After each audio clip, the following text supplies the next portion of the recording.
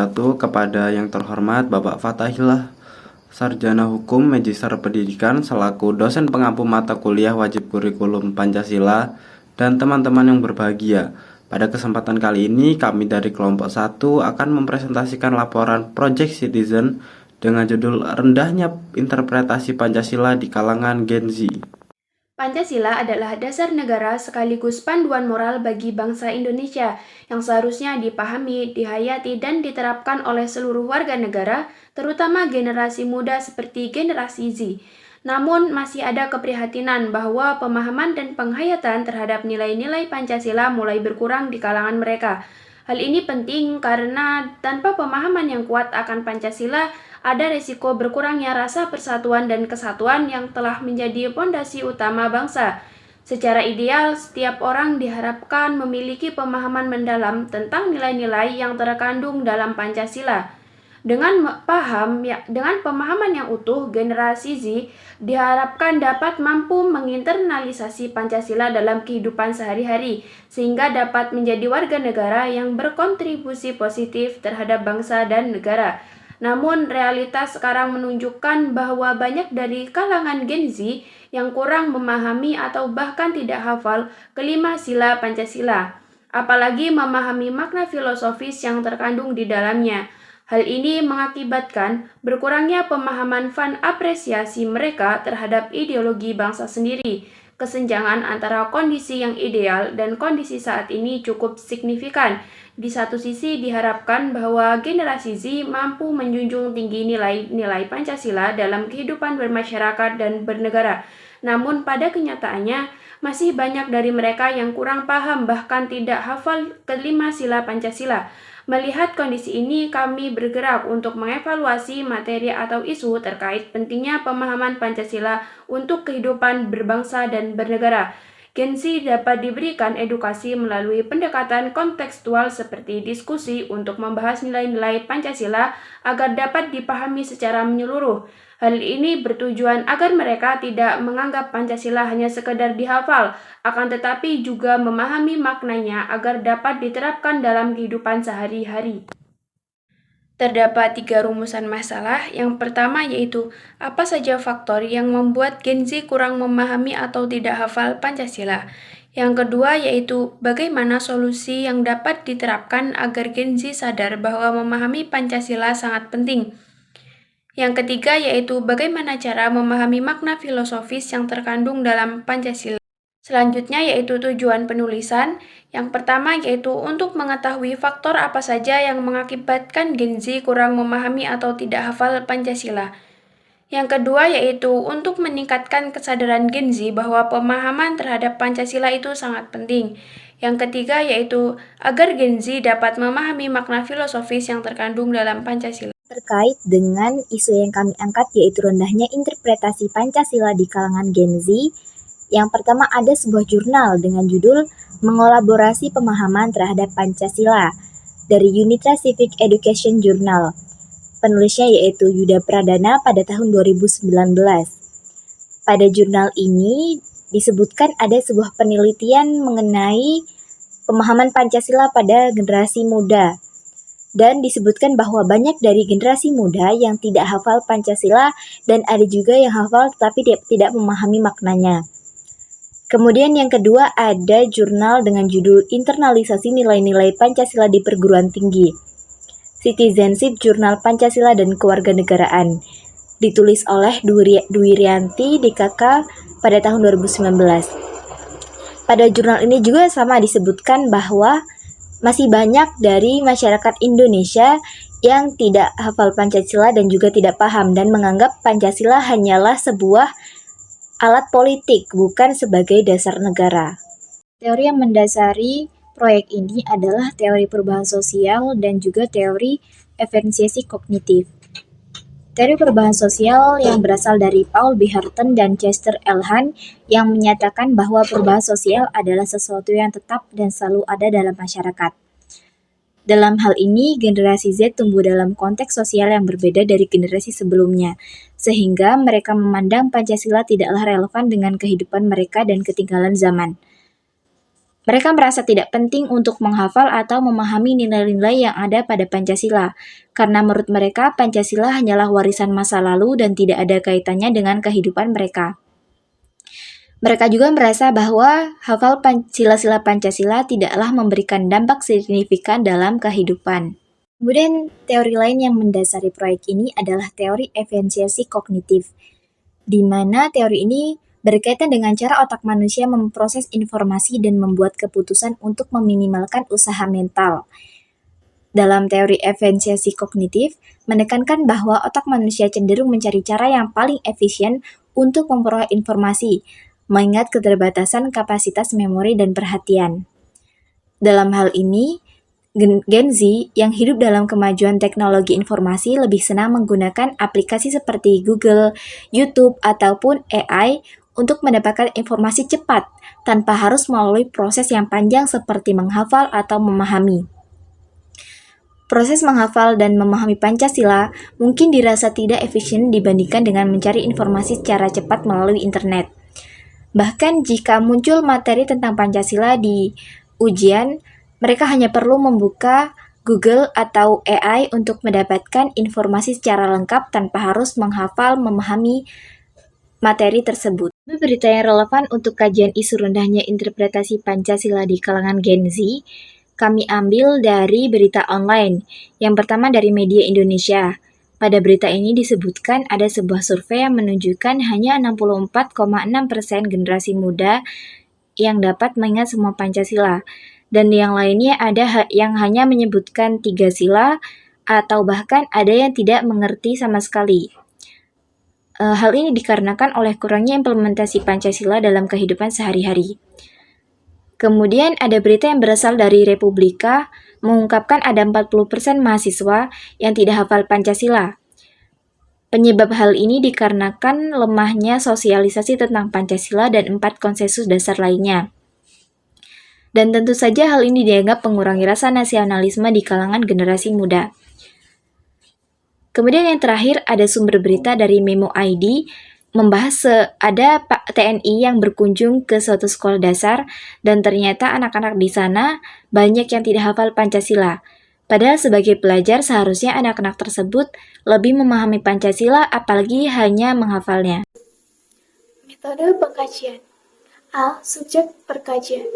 Target sasaran pada penelitian ini adalah generasi Z, terutama Gen Z di Kabupaten Pringsewu yang tidak hafal atau paham Pancasila. Mereka menjadi fokus utama karena yang pertama, rendahnya pemahaman dan kesadaran. 2. Pengaruh teknologi. Dan yang ketiga, potensi perubahan. Metode pengkajian. B. Waktu dan tempat. Kami melaksanakan penelitian sejak tanggal dikeluarkannya izin penelitian kegiatan mencari informasi dilaksanakan di Pringsewu Utara, yaitu pada tanggal 6 November 2024. C. Metode pengumpulan data. Metode yang kami gunakan dalam mengumpulkan data yaitu metode wawancara. Kelompok kami memilih untuk menggunakan jenis wawancara semi terstruktur. Metode ini kami pakai karena ingin mencari informasi langsung dari Gen Z yang belum hafal dan belum memahami nilai-nilai Pancasila dengan narasumber yang tepat. Selanjutnya, metode pengkajian. D. Analisis data. 1. Transkrip data. Karena penelitian kami menggunakan metode wawancara dan kami menggunakan alat perekam untuk merekam hasil wawancara kami dengan narasumber. Selanjutnya, data dalam bentuk audio tadi akan kami dengarkan dan menulis setiap kata atau hasil rekaman dengan bentuk teks tertulis. 2. Reduksi data. Selanjutnya, kami membaca data hasil wawancara tadi dan mereduksi data atau merangkum dan memilih hal-hal yang pokok dan fokus pada hal-hal yang penting, namun tetap memperhatikan keaslian data. 3. Penyajian data. Setelah itu, kami menggunakan data dalam bentuk kata. Dalam penyajian data, kami menggunakan bentuk tampilan data berupa teks. Analisis dan penarikan kesimpulan berdasarkan data yang telah disajikan. Kami melakukan 4 analisis dalam untuk menarik makna atau pola dari data. Pada tahap ini, kami mengaitkan data dengan teori dan konteks yang relevan sehingga muncul pemahaman yang lebih menyeluruh. Kemudian langkah terakhir, kami menggunakan penarikan kesimpulan akhir yang menjawab pertanyaan atau tujuan penelitian secara menyeluruh. Metode pengkajian indikator kerja. Yang pertama yaitu dapat memperoleh informasi faktor penyebab Gen Z tidak memahami nilai-nilai Pancasila. Yang kedua, dapat memperoleh informasi mengenai dampak yang disebabkan oleh Gen Z yang belum memahami nilai-nilai Pancasila. Yang ketiga, dapat memperoleh solusi agar Gen Z dapat memiliki pemahaman yang baik terhadap Pancasila.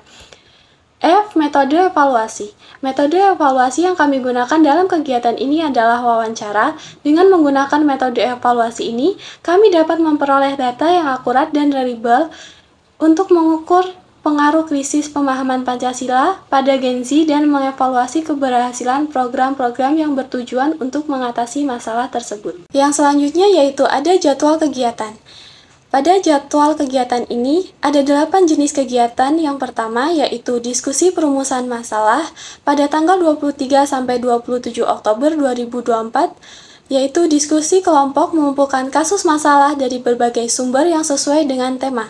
Yang kedua, pengusulan dan penetapan masalah pada tanggal 4 November 2024, yaitu mengunggah naskah serta PPT di Google Classroom dan menampilkan video presentasi. Yang ketiga, diskusi tentang penyusunan proposal rencana kegiatan, yaitu pada tanggal 4 November 2024. Diskusi ini membahas tentang pembagian materi terkait dengan fokus masalah yang diajukan.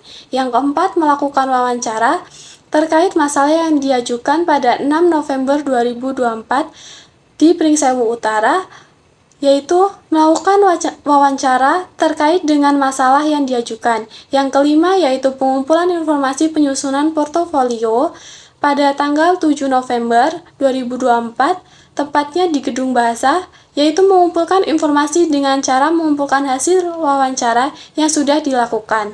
Yang keenam yaitu penyusunan proposal rencana kegiatan pada tanggal 7 November 2024 di meja putih.